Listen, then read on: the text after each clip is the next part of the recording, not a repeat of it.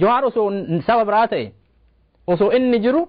siidaan Finfinnee guutuu keessa dhaabatanaaf maaliif Oromoo irraa dhalachuu qofa ilma Oromoo ta'uu qofa wanni Jawaar argitee adda bakka salphinnaa namni silaa sadarkaa maaliitiin laallamu adda waa keelloo itti gootee yoo koortiif isa dhiyeessitu ummanni Oromoo an hirribni akkamii akka nama qabu jiruu akkamii akka jiraachuu jaalan annaaf hin galle kanaaf yaa ummata keenya miidiyaa keenallee bira dhaabadha miidiyaa kana waalachiisuu bira dhaabadha tokko nama kanallee yaadadha adda inni hidhaa keessa jira dukkana keessa jira bakka sagaleen isaan dhagaamne jira sagalee ummata miliyoona 60 ta'aa ture adda nu namni miliyoona 60 nama tokko sagalee yoo ta'uu dadhabne nama kanneen ummata kana Jawaariin akka nama tokkootti Jawaariin afudhu malee ummanni hunduu hayyoonni hunduu isan jala jiranii baqqalaan jiruun isaa mana hidhaa akka taate arra nagahee kalee hagana hidhamee hagana miidhamee nagahee hin jenne siif qabsaa'ee siif hadha deebi'ee namni guddaan silaa saa'aa jiraatee jiruuf ijaarutti dararamutti jira. Hamzaan sagalee ofii dhuffatee waggaa 7 taa'ee sagalee ummata Oromoo qofa osoo hin taane ummata Itoophiyaa musliimotaa ta'ee iyyaa ture hadha wanni deemaa jiru sun hundi namoonni silaa kabajaan maluuf galanni maluuf har'a dukkana keessatti dararamaa jiran jechuudha. Namoota kalee maqaan isaatiin beekamneen namoota kaleellee sadarkaa argitee waggaa 27 ummata keenya dararaa miidhaa tureen har'allee deebi'ee namni kalee jarayyuu bilisa baase salphina keessa jarra saniin salphatee yoo jiraatu an ummanni Oromoo kuni agartee roobe keessatti yoo akkasitti fakkeenyaaf amma dheengadda Adaabbatti ummata obboroo sa'a 12tti galgala meegaafoon illallabaa turanii sa'a 12tti obboroo karaa hartanii karaa qulqulleessatan jedhanii kaabinee ofii nama haga silaa isaan waliin dhaga'u tiishartii itti tolchanii qopheessanii akka namni hiriira Abiyyi bayee wayititti dhonni godhaa turan warri haga bayee sun ummanni waaniin galee fi namni yoo ganama silaa bayee hiriira san faallaa godhuudhaaf yoo namni haga danda'ameen sooraan naannoo naannessuyyuu ba'u ooradii karaa irraa galaniiran homaan jiran kana maaliif godhan wanni gara kaaniin qaqqabanii bakka arganitti xiyyiitiin dhayaa kaan argitee akka nama fakkeessaa hiriira ba'aafu wanni godhaafi jiran onnee ummata Oromoo cabsuudhaaf sodaachisuudhaaf onneen Oromoo ammoo cabuun qabaannu jabaachuu qabaanna jabaachuudhaaf ammoo hooggantoota nuuf lubbuu fi laatan kana karaa kamiin achi keessa karaa kamiinu achi keessa akkamiin baafnaa irratti dalaguudha jedhan. Jamaal gaa yeroo baay'ee Jawaar kan jedhu kan biyyatti galee uummata kiyyaa fi rabbii abdadheeti jedha. Yeroo Jawaar immoo otoo kana hin jedhin miidiyaa kana asitti qilleensa Oromiyaa bilisoomteerti jedheeti nama labseedha. Egaa uummata kooti fi rabbi amanadheen gale jedha. Kana yeroo laaltu fi har'a immoo iddoonni jiru sana yeroo laaltu mee akka nama tokkotti waan maaltu sitti dhaga'ama sana akka nu ibsituuf. Wallahi gaafii suuqannoytuudha. Suuqannoytu jechuun afaan Oromootti waan qaama kee kana keessaa si lolu jechuudha. Hidda keessaa fi coraa keessaa si lolu gaafii akkasiin na gaafatte. Maaliif arraan tana akka keenyaatti biyya Noorz Ameerikaa tana Minisootaa tana keessaa kutee nu wajjin as jiraachaa ture miidiyaa kana asitti uummata Oromootiif fi Oromoo wajji dhaabee jiruusaa qabsoo tana keessatti haga jiru kana haga hidhaa ga'initti qabsoo itti fufaa ture jechuudha. Jawaar Muhammed arraan tana dhugaadhaa ani rabbii tokkichaa fi uummata kiyyaan abdadhaa jechuudha. Uummata keessaa qeeroo maqaa ta'e. Maaliif guututti uummata kiyyaa fi rabbii tokkicha dura maqaa dha'ee rabbii tokkichaa fi uummata kiyyaan abdadhee jeeti biyya galee jechuudha gaafii akkasii gaafatanis. Garuu gaa arra mana hidhaallee mana dachii jalaa naqanii jechuudha. Miidiyaan kunii fi qabsoon Oromoodha isaan bilisarraa isaan baafte. Ba'aa irraa fuute isaan gara bilisaatti isaan jijjiirte jechuudha. Nama san ahaddii nyaatanii arraan tana Jawaar Muhammed akka isaan bilisoomse miidiyaa fi hawaasa Oromooti wajji qabsaa'ota Oromooti wajji isa hidhanii jechuudha. I cannot explain in my word about Jawaar. Waan uummata Oromootiif dalage arraan tana ilmaan Oromoo qabsaa'onni Oromoo kan gaara jiran kan bikka adda addaatii qabsoo godhaa jiran hijaa kaleetiif jecha waan takka irra dabruu dhiisanii ilmaan Oromoo kan bahaa fi kan kaabaa jirtan miidiyaan kun miidiyaa qilleensa bilisoomse Oromiyaa hafeef Oromiyaallee hudha qabee jira bilisoomsuuf garuu bikkan taanetti addii harkaa nyaatanii Jawaar Muhammad mana hidhaa keessa kaayanii Oromoon dhaamsi Jawaar Muhammad isinii dhaame please jechoota dubbanne turre osoonii fi wanni jiin fincila kaasaa karafe kaasaa waan dandeessan godha qabsoo gara barbaachisaa taateen Jawaar Muhammad rabbii fi ummata Oromoo qaba rabbiin si sababse sababa nama malee namni biraa Jawaar Muhammadidhaan baasu rabbii tokkicha si sababsiicheeti sababa si godhee Jawaar Muhammadidhaa baasa jechuudha saniifuu qabsoon Oromoodha yooni filaamsooyte hidhamtoonni keenya hundi ilaalcha biraatiin ilaalamaa jechuudha ragaatti baataa jechuudha yoo callifte waan isaan jaaniin kissi isaan itti dheessan ragaatti bahuudha jechuudha yoo kaatee qabsoo goote falmaa yoo goote diinni mataa lafa qaqqabee waan inni itti xiyyeeffatan akkaataa inni itti sakasisu akkaataa inni itti murteessu bifa biraatti ilaalaa jechuudha saniifuu Oromoon qabsoon Oromoodha haga dur daran jirtu itti fufuudhaaf dirqama ammoo akkamma deemnu kanatti Oromoon yooni fi lafaa kaate bilisummaa isinii fudhatti miidiyaan Oromoodha arrallee qilleensarra jiraachuuf rabbi hamdi warreen miidiyaa kana jiraachiftan warreen duubaa dalaydan jabaadhaan isin jaa qaceellotti warreen Jawaar Muhammad cinaa dhaabbattan dhaamsiin dhaammate isin cinaa jiran jaa akka nama tokkotti dur waan halaalatti hin garre yoo bira dhiyaatte ni garta tana dhaamsa ilmaan Oromootiif jechuudha miidiyaa kanatti itti dhiyaadhaa miidiyaan kun miidiyaa hangafa Oromooti eenyu yaadatta miidiyaa kana gargaaruuf Jawaar dachii jala hidhamee yaadachuu qabda Jawaar dachii jalatti hidhamee jiru kana yaadachuu qabda miidiyaa gargaaruuf waan biraadhiis harka dhibbarraa harki 80 dhibbarraa dhibbatti ilmaan Oromoo miidiyaa OMN jalqabarraa gargaaruu turan yoon je nin kijibe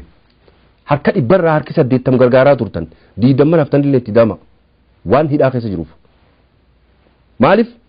waan garaa qabdu gara qabadhu diina nutti tumsaa jiru hacaaluu mootuwal Jawaar Muhammad no qarran hojiirra olfatanii jiran jechuudha kana booda maali hooggantoota keenya hunda fixuuf deeman jechuudha laallee garra osoo laallee garruu takka takkaan kaan nurraa ajjeesaa kaanidha afachuu hin dandeenyu jechuudha gidaara dha'uu hin dandeenyu gaafa dura abiyyiin siidaa Haile Sillaasee fidee achi dhaabe akkamma gaafa hacaaluu ajjeesanii kanatti ilmaan Oromoo lafaa kaate siidaa Haile Sillaasee booda silaa Minilik hin dhaabu gaafa siidaa Minilik dhaabe yookaan waa'ee Minilik odeessee akkasitti araa kiiloo keessa waaju yooni fi fincilli kamma gaafa hacaaluu fi Jawaar Muhammad hidhamee san kaa'e ilmaan Oromoo murtiin ammaan tana hooggantoota keenya takka takkaan manii dhaguuran kun hin dhuftu fincila san daranii kaasuun dirqamaa jechuudha biyya teenya irratti hidhamne ajjeefamne ilaa yoom jiraachuu hin dandeenyu kana wanni si garsiisu maali gootaa olii Jawaar Muhammad akka isa hidhaniis akka yoo barbaadan isa jeesanis dhaammateeti kutee jechuudha dhaammateeti sagaleedhaan intervii godhee dhaammatee kute akkana yoo najjeesanis haa najjeesanii najjeesu malanii neona hidhanis haana hidhanii akkana hidhanniin beekaa qabsoodhaa jeekute duuba akkamitti atteenya akkamitti keessaa warri biyya keessaa akkamitti atteenya Jawaar Muhammad harka warreen Jawaar Muhammaditti harka lafa jalaatiin dalagee dubbii tanarra oofaa jiru harkarra guddaa diinoo ta'e Oromoodha Oromoo Jawaar Muhammadii fi Hacaaluu ajjeesiftan zalaalam keessanitti seenaan isin gaafachuu teessi lafeen abaabuu teenyaa tan dhumte dur seenaadhatti dhagayaa turre arrammoo Hacaaluu fi Jawaaritti akkanitti ilaallee garraa jechuudha karaan Jawaaris karuma kana yoo callifnee tatteenye tanaafuu asumarrattiin si dhaaba I cannot explain in my word maaliif waa'ee namoota nurraa dhume ani seenaa tan hedduu waan hin qoradhee jiru jecha waa'ee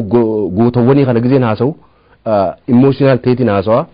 saniifuu asumattiin irraa bu'aa qeeroo lafaa ka'a waan dur daran gootan godhaa naggata dhiisaa hojjechuu dhiisaa qabsoo teessanitti fufaa haga Jawaar Muhammad dhaabuu haga bilisoomtanii naggadaa fi kun dhiisuu qabdaniin dirqama qabsoodha irraa bu'e. Galatoomi Jamaal Ali egaa qarawwan Oromoo yeroo isaanii lafa jalatti dukkana keessatti hidhamanii yeroo isaan cancalla harka isaanitti keewwamee jiru yeroo isaan huccuu keelloo sana keewwatanii bahanii mana hidhaa diinaa keessa baay'ee kan namatti hundumatti akka dhaga'amu nan beeka kan sitti dhaga'ame sanuma meegama keetiin master maal jetta kanarratti. Wani nan jedhu Jawaar an Oromoodha je an Oromoo maaliif jettaa an Itoophiyaa maan jeeni Oromoo faristiif deemi gaafaan ani ijoollee ni yaadadha yeroo mootummaan dargii cabee wayyaaneen seente amata 6-7 ta'a mana barnoota jariidaatti Sheekh Bakrii jaanii namchi tokko Suudii irraa dhufee nu barsiisuu ture Sheekh Bakrii kun maal nuun jaa gimbootaa hiriira bahaa nuun jaan mana barnoota irraa isteediyamatti manni barnoota hundi isteediyama hiriira qaban dhaadannoo jechaa deemanii sheekha nuti dhaadannoo hin qabnu maal jenna jennaani Oromoo jechuun wanjalaa miti sababa akkamii addunyaa irratti jechaa deeman hunje Oromoo jechuun wanjalaa miti sababa akkamii addunyaa irratti sheekha akkamitti wanjala hay Oromoo jechuun yoo wanjallaa taate waan diriiraa isaan nuuf fidanii je wanjala kana afaan Amaaraatiin sa'uutu duraan edaa wanjallaa jechuun afaan Oromooti booranni waan dabaa ja'ami yoo Oromoo jechuun wanjallaa taate waan diriiraa isaan nuuf fidanii je sheektichisan beeka arraan amata Oromoo 29 meeqa dura jechuun wanni san sigalte dhaadannoo ja'a deemaan hunjee akkas jechaa deemnee laa istaadiyama isaan wanjala jaaniidha isaan amma inni Oromoo jechuun wanjala dhaadannoo maal jennaa jennee isa gaafannaan ijoollee miinu afaan kaawusaati ilaal sigalte kutaa 3-4 qaraanaa sigalte Oromoo jechuun wanjala miti sababa akkamii addunyaa irratti jechaa deema amma Jawaar maal onnitti naftanyaadhaan ciniinameef an Oromoodha je sigalte akkamitti an Oromoodha ja'a waan Jawaaraa ciniiname wanni na gammachiisu gonnin viidiyoo yeroo tokko yeroo ilaale gammadu tokko jira kan inspire na godhu hedduu abliiban waaqoo gaaf tokko dubbate Awurooppaatti Itoophiyaan Oromoodhaaf hin taane sigalte Oromoon mana kiyya beerruuma kiyya maarree kiyya akka ifadhutti hin jaaranne haa diigamtu je ummanni naftanyaa akkamitti jaanii sigalte duula guddaa turre ibin namni Oromolleen kasarra duulee jira arra taa'ee yeroo laalu Oromoon Itoophiyaan Oromoorra dhuftee ijaaramte fedhii Oromootiin hin ijaaramne duraanis